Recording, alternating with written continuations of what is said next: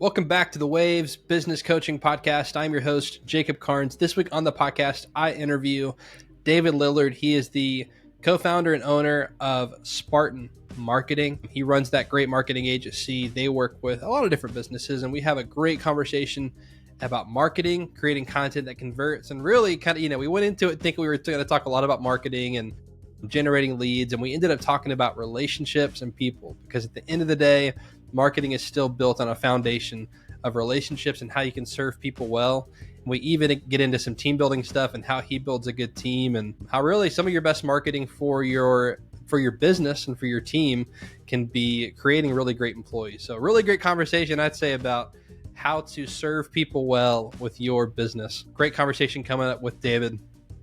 My book, Master Your First Job. This is the remarkable path from first day to first promotion. It's the book that every new employee needs and every employer wishes that they had. If you'd like a free copy of my book, I'll send you a free e-copy to your email inbox. If you go to masteryourfirstjob.com/free, that's linked down below in the episode description.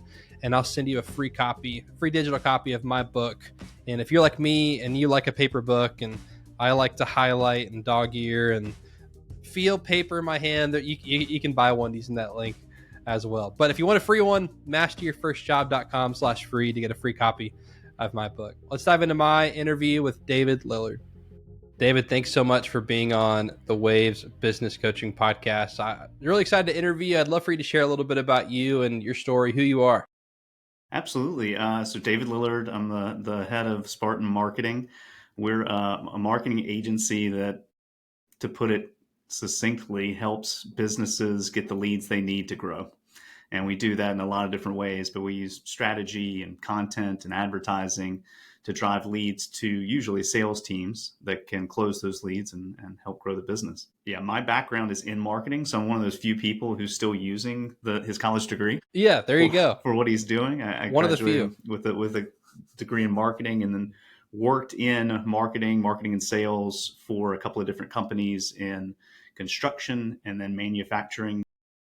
I led a team that marketed and sold grease traps for 7 or 8 years, and thought, well, if I can convince people to buy grease traps, surely I can run a marketing agency and we can help other businesses. Yeah. But yeah, we started Spartan Marketing in 2017, and we have a sister company, Spartan Planning. They're financial advisors, and we have a good relationship. We run very differently, separate as businesses, but it's really fun to work with them as well and see some of the cool stuff that they're doing, and we learn from each other. And plus, I have someone who does our finances, because that's definitely not my area of expertise, so I can offload that. That is a win. Okay, so you're using your degree. Where'd you go to school? UNC Greensboro. Okay. I went to my high school, well, really my middle school, high school, and college. I took the same path for whatever that takes, 9 years, I think, that I was in those places. So for 9 years, I traveled the same direction to go to school and learn, all here in Greensboro. And you're still there now? I am. Yeah, my wife and I, we've been married for 18 years, and we've been here in Greensboro the entire time. That's incredible. That's great. I visited Greensboro for Chick-fil-A once. I'm like, anytime I hear a city, I'm like, have I been there? I'm like, I'm pretty sure the Chick-fil-A at this point. When we were in Austin together a few weeks ago, we were driving back to the airport. We were driving through a city, and I started looking around, and I was like, I've been here. I was like, I think there's a Chick-fil-A in like 2 lights, and there it was, there on the right. Anyway, I'd love to know. I wrote a book called Master Your First Job, came out last year. I'd love to know, what was your first job? This is perfect for you, because my first job was at Chick-fil-A. Yes, that's right. I forget. We talked about this. First job was at Chick-fil-A. High school or college? Yeah, let's see. It was before I got a car, so I guess I was 15. Okay. Yeah, I think I was 15 and got a job there. There were three or four of us that went to church together, who all ended up working at the same Chick-fil-A. So that makes sense. It was just a ton of fun. Youth group, Chick-fil-A, all those staples of the 90s, 2000s church kids. There is definitely a talent pipeline between like Southern Baptist churches and Chick-fil-A. I feel like it's great. They 100% felt like they were direct advertising youth groups at some point to get their employees. Did y'all have the? I mean, I don't know if y'all had like a midweek gathering. We did at the church I went to, and it's like the post Wednesday night church crowd. It's like the one night where it's like, hey, after 9 o'clock, we're gonna get killed. Don't pre-close anything. Yeah, and working there, I was sensitive to that. So, we'd have friends that pop by and come in. But yeah, it was fun to have. It was pretty close to where we lived and where we went to church, and so Yeah, it was just a part of the rhythm, weekly rhythm.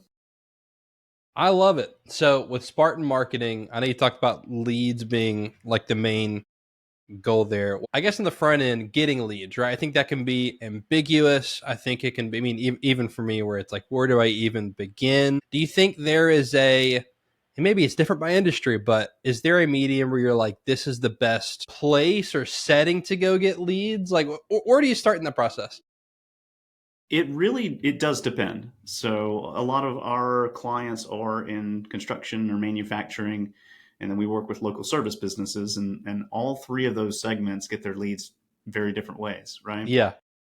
If you're talking local service businesses, I was sitting down with a plumbing contractor just yesterday. We were talking about their marketing. The map 3-pack is the most important. When someone searches for plumber near me, that little map 3-pack is one of the most crucial areas. Yeah. So, local SEO is still necessary and important for those local service businesses. Chick-fil-A would feel the same way, although they have Yep.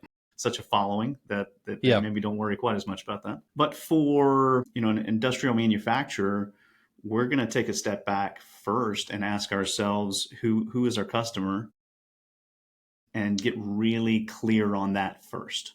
Because once we understand who the customer is and what they're struggling with, and we make sure we've matched it with a product that solves their needs, now we can figure out where they're spending their time and where they're looking for solutions. So, for example, we have a client they manufacture combustible dust fan systems. Okay. The idea is to prevent combustible dust from building up in overhead spaces because it's a safety concern. If there's a fire of any type, it can cause an explosion and people can die. It's a serious thing. So they make these fan systems that help prevent that. Well, we get really granular on who their customer is, and they're going after plant managers for big processing and manufacturing facilities in very specific industry verticals: woodworking, fiberglass, recycling, plastics. So we have to get really targeted at those, and then we have to figure out, okay, where are they going for information? If they understand their problem, they understand what's going on, where they're going to find solutions.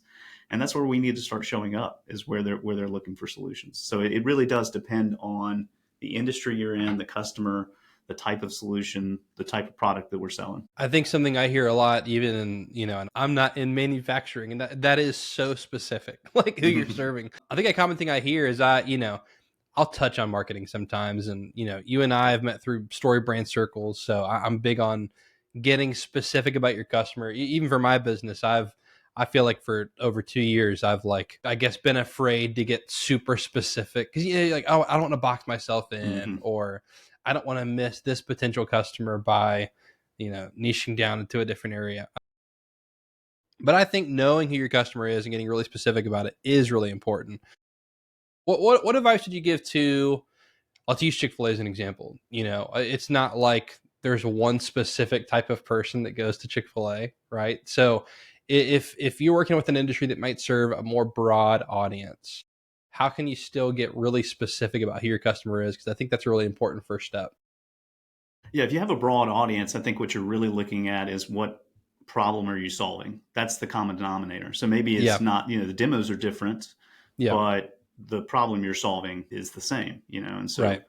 for Chick-fil-A, solving a lot of different problems. Of course, at a base level, you're feeding people, but people can eat anywhere. They can go Right. get food anywhere. So with Chick-fil-A, it's about, I want to go to a fast food restaurant where I feel good after eating there. A lot of times we go get Yeah. fast food and we have that regret after the fact. Yep. Yep. And I Been there. won't speak ill of any specific locations, Yeah. but Yeah. We all know. we all know. But I mean, one of the big solutions that Chick-fil-A provides is a place where you want to take your kids. It's a comfortable environment. You feel well taken care of, and you walk out of there not feeling like you just paid money for a horrible experience and okay food. Right. No, it's good. So getting specific about, even if there's not a common denominator of who your customer is, the problem is going to be the same, right? Mm-hmm. And how you solve that problem. is going about that. So then how do you get leads in that area? So let's say it's more broad. So he's kind of all over the place. I guess this would depend on industry, like we talked about, because Hmm. you got to know where they are at that point, right? Like what Yeah. problem are you solving, and then where are they, so you can reach them. Yeah, I think step one is always asking questions. The first stage when we engage with a client, we want to get clear. And so it's all about discovery. We want to ask the right questions so that we understand, okay, who's your customer? What are they struggling with? What is it you're doing to actually help them? We want to make sure there's market product alignment, because there's sometimes not a fit. There's being in manufacturing, there's a lot of people with really fun, cool, interesting ideas that end up not actually doing anything for their customers. Their customers don't actually want it. So making sure there's that kind of alignment. Certainly, I mean, the big question is, how do we win? We don't have infinite resources in our business for sales or marketing. We got to figure out how to deploy what we have in a smart way so that we can win in the marketplace, so that we can get in front of the right people, have the right conversations, have the right content to nurture them towards a sale. But first step is you got to get clear. You really got to get clear. I love the theme of clarity. That's something I think is beyond marketing. Going to write a book on it. Something you've said and something I've seen with Spartan Marketing is that most companies jump into marketing tactics without any strategy. I've seen this personally. I'll pick on a friend who is concerned about the logo and has asked my opinion on colors. And I'm like, hey, I think we should figure out what problem you're solving before we worry about the color. Mm-hmm. The logo could be whatever you want it to be. Mm-hmm. Let's figure out who your customer is, what problem we're solving. But I've seen a lot of companies do this, even beyond that, of just jumping into, we've got a budget for marketing, we've got to spend it. Let's go throw it at ads, or let's go fix SEO, or let's just buy a billboard, whatever. Why is that such a costly mistake to just jump in without any strategy when it comes to marketing?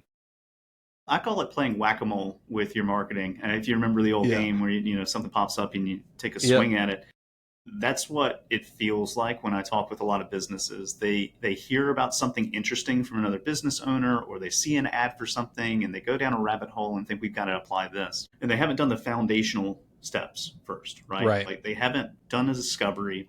They haven't defined anything. They haven't set, okay, who's your ideal customer?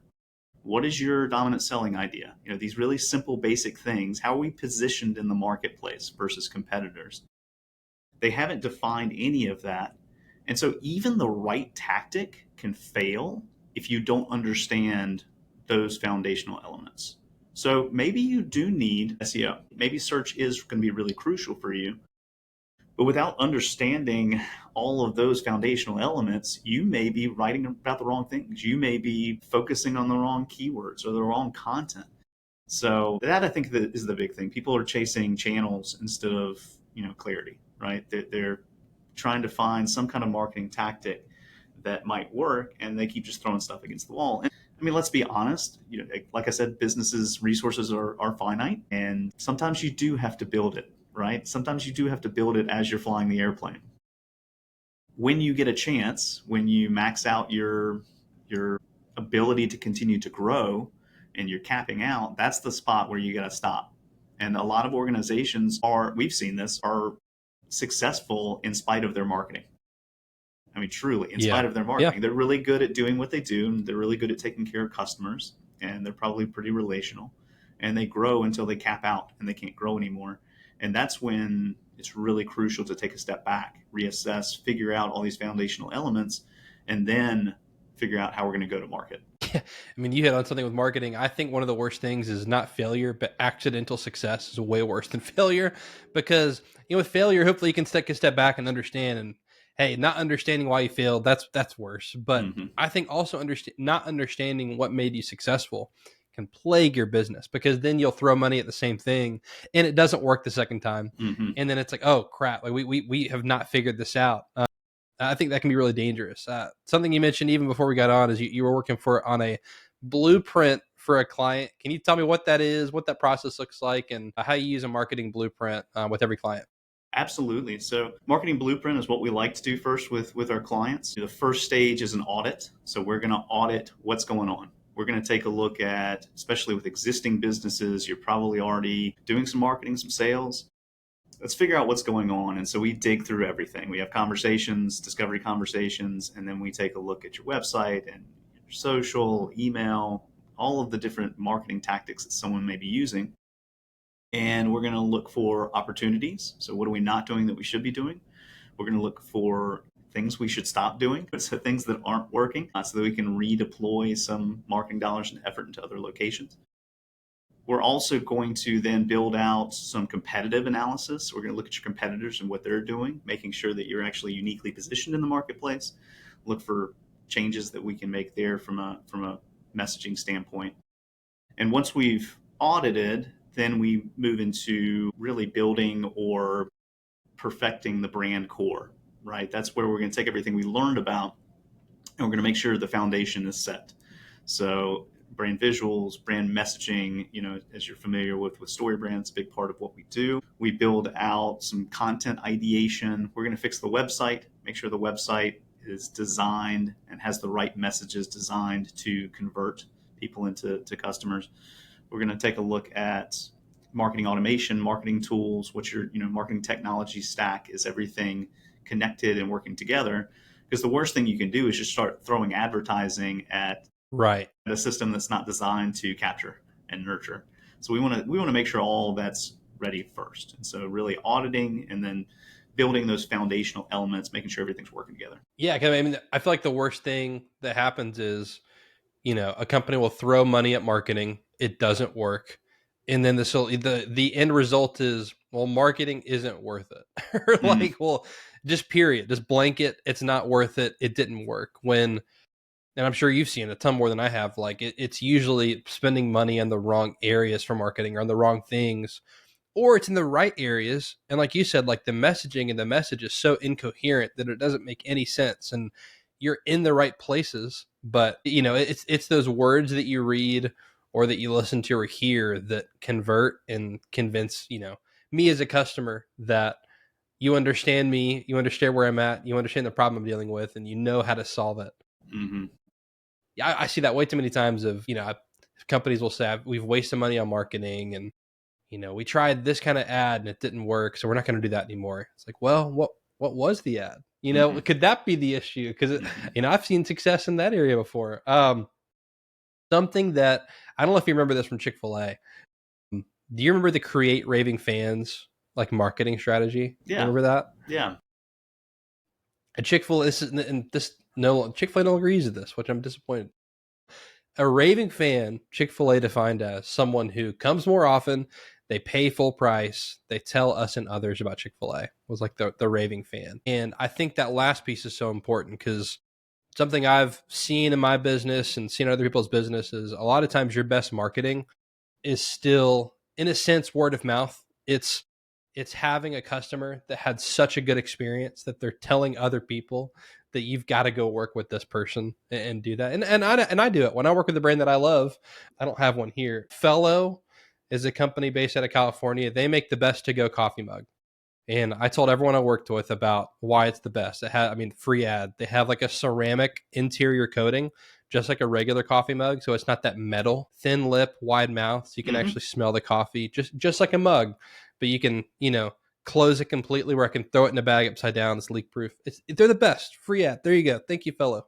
And I would tell everyone about them to the point where at the end of the year at my previous company, our boss like bought our entire team these fellow coffee mugs because it's like several people had bought them, and now I've done free marketing for this company. I know it's something that you guys do as well, is like turning customers into brand advocates, like, and then content from that, right?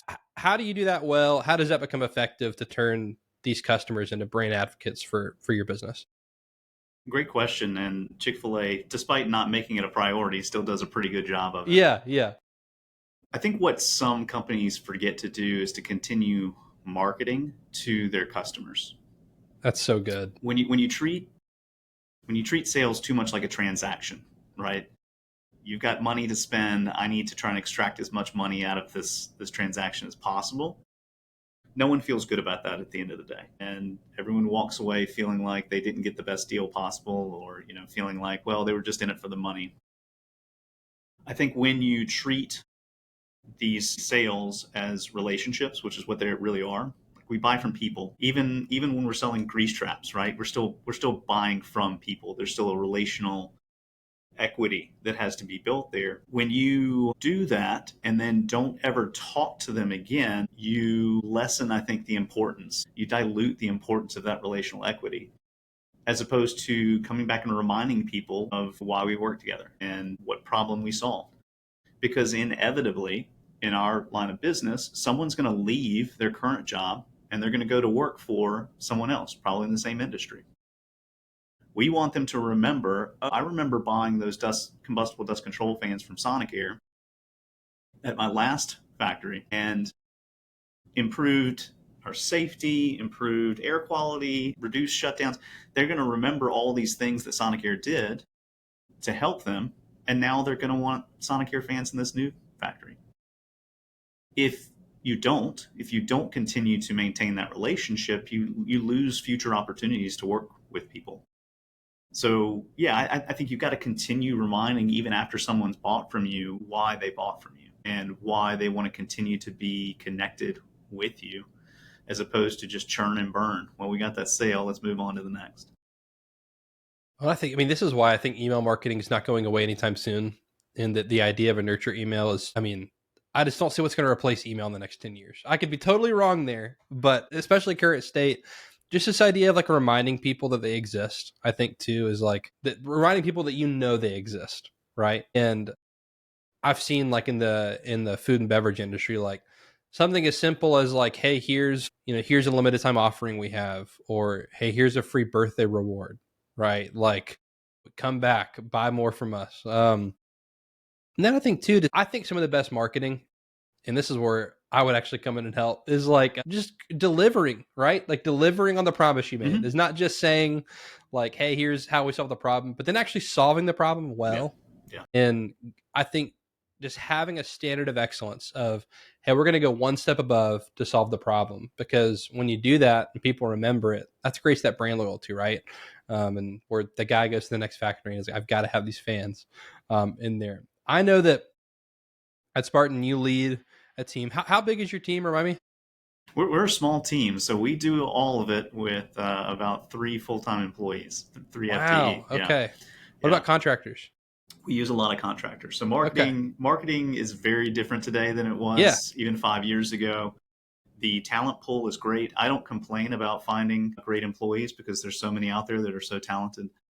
But yes, I mean, agencies look very different than they did 5-6 years ago. And even I had a staff of 6 back in 2019 before COVID hit. But today, what we try and control internally is our strategy for clients. We manage accounts, we manage projects, we do our own sales and marketing, and all the other stuff you have to do as a business. But a lot of the talent now comes from contractor pools, and it's good for us because it makes it flexible. If we need help, we go find help for projects. But also it's great for the client because I'm not carrying as much overhead as I once did. And so I can pull the right person at the right time for the right project and put them in a position to succeed, as opposed to having full-time people where sometimes you're scrambling, like giving people stuff that they may not be, that it's not their highest and best use. And what we want to do is make sure that our clients are getting the right people for the job to help them succeed. So with that, because I think this is so translatable. I know on your site you talk about you love working with people that are driven, humble, and smart. Mm-hmm. And I love those three. I think Patrick Lencioni, the ideal team player, is hungry, humble, and smart. Very similar. Yeah.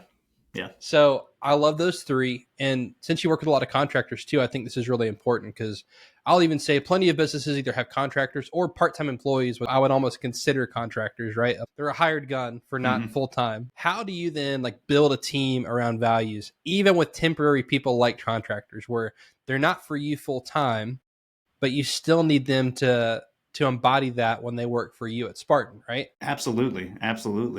Yeah. There's 2 things. One is I try and treat them like they're part of the team. That's great. Going back to the transactional relationships, like I don't try and treat it like it's a transaction. As much as possible, I try and bring them in and make them feel like they're part of the success. And certainly, the more often they're engaged with us, the easier it is to do that. So I think that's one. I think number two is having a vision that's worth being a part of. And what I sell to our team members is we're a part of our client success. And we like to be connected with clients like through, we're a big part of C12, Christian business owners that, greater businesses for a greater purpose in the marketplace.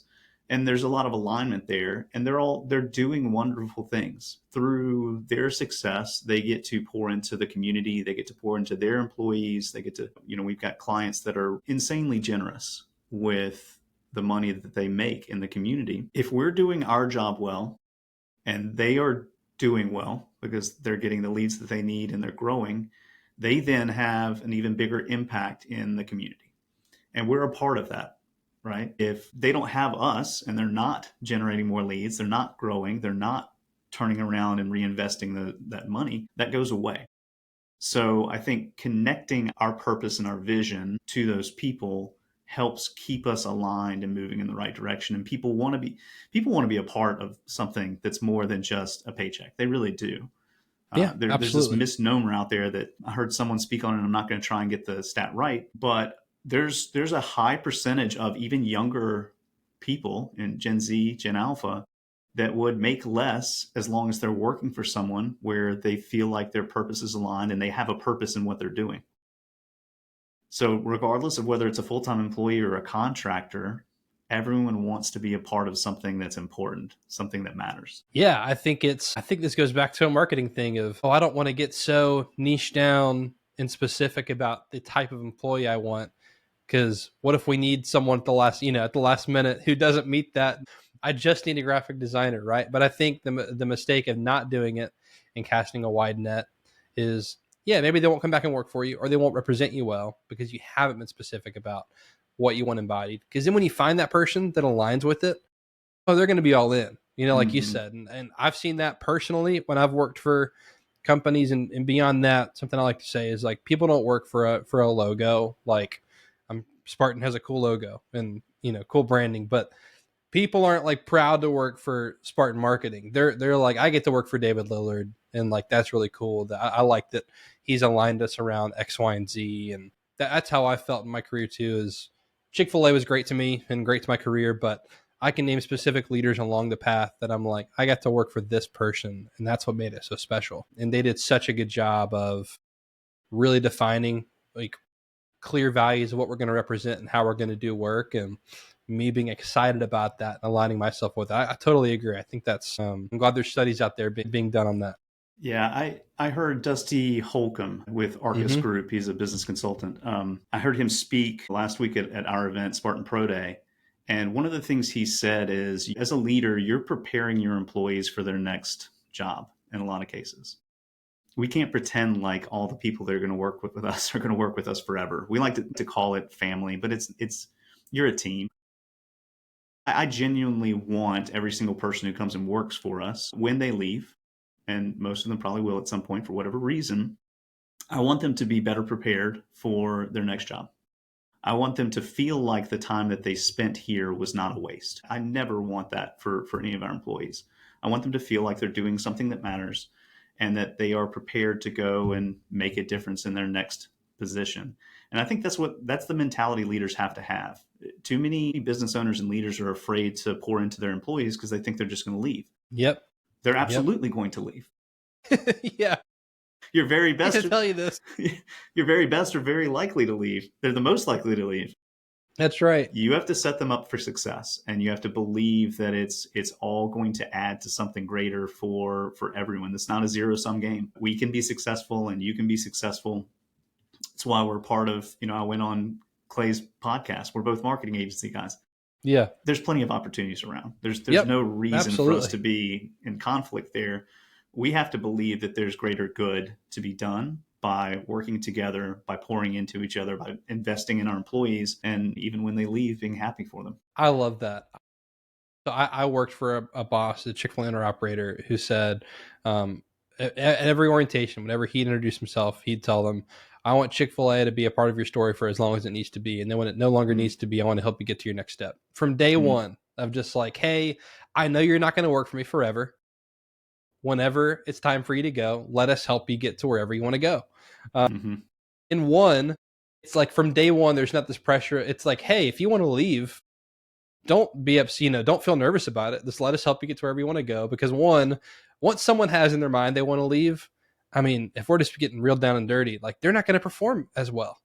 And so why don't we help them get out and get to the next thing?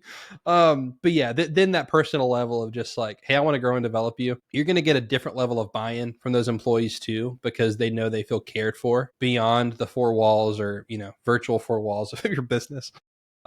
And two, going full circle for this conversation, turning customers into brand advocates. What about turning employees into brand advocates where they leave, they graduate college and they go and do something in their field, but they say, hey, there's this freshman and I'm sending them your way because of how good of an experience I had. Now you've replaced a good employee with another good employee that you can grow and develop. I think that's so important is one, the realization of, hey, your employees are going to leave. That much I know for sure.